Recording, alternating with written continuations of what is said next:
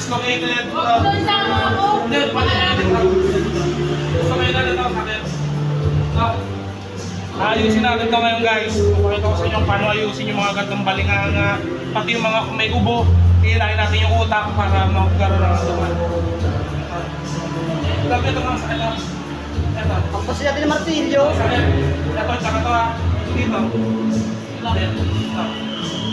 Lagi na ito. Ayan, ganito lang guys.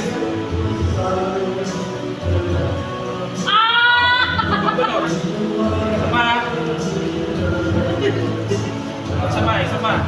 Relax. Huwag mong tingin ka. Sama.